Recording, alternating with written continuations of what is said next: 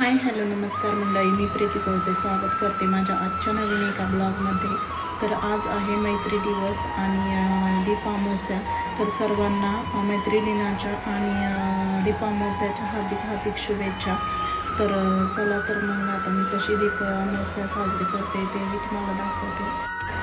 सकाळी उठल्यानंतर सर्वात अगोदर व्यवस्थित आंघोळ वगैरे करून त्यानंतर घर झाडून घेतलं आणि मग व्यवस्थित घर हळद आणि मीठ टाकून पुसून घेतलं.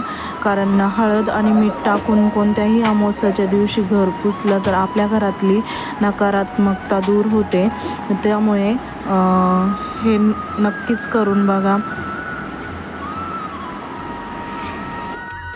इथे मी घरात जेवढे दिवे होते ते सर्व स्वच्छ धुवून घेतलेले आहे. इथे कणकेचे 11 दिवेही तयार करून घेतलेले आहे. तर चला तर मग आता पूजा मांडून घेऊयात आणि दीपपूजन करून घेऊयात.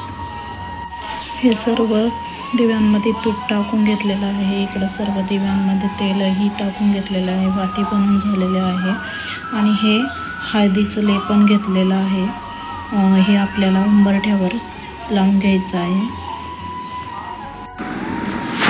त्यानंतर मी व्यवस्थित अशी पूजा मांडून घेतलेली आहे. बघू शकता तुम्ही, एक पाट मांडून घेतलेला आहे. त्यावर कापड टाकून सर्व दिवे व्यवस्थित मांडून घेतलेले आहे. त्यानंतर फूल वाहून साखर शेंगदाण्याचा नैवेद्यही दाखवलेला आहे. त्यानंतर म्हणजे मी सर्व दिवे व्यवस्थित पेटवून घेणार आहेत.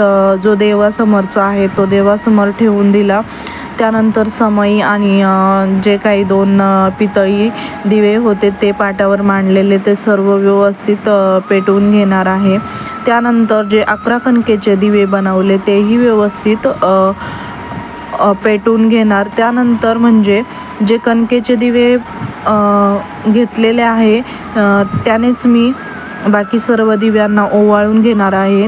तुमच्या घरात जर छोटी लहान मुलं असेल तर तुम्ही ते जे 11 कणकेचे दिवे बनवलेले आहेत त्यांनी मुलांना ओवाळून घेऊ शकता. म्हणजे त्यांना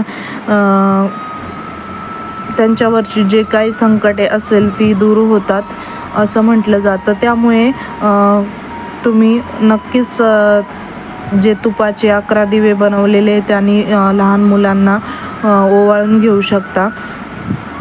तर तुम्ही दीपामावस्या किंवा दीपपूजन कसं केलं हे कमेंट करून नक्कीच कळवा.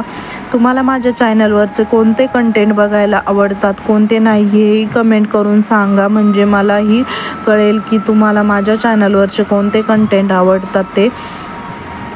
तर चॅनलला असेच कनेक्टेड राहा, सपोर्ट करा, जास्तीत जास्त प्रेम असू द्या आणि शेअरही करा व्हिडिओज.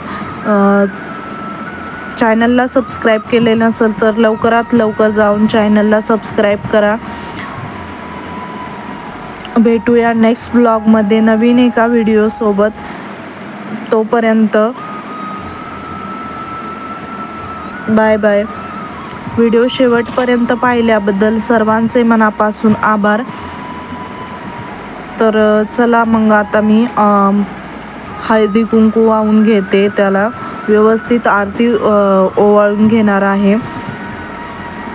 तर तुम्ही पूजा कशी साजरी केली हे कमेंट करून नक्कीच कळवा. धन्यवाद. Bye bye. भेटूया नेक्स्ट ब्लॉगमध्ये.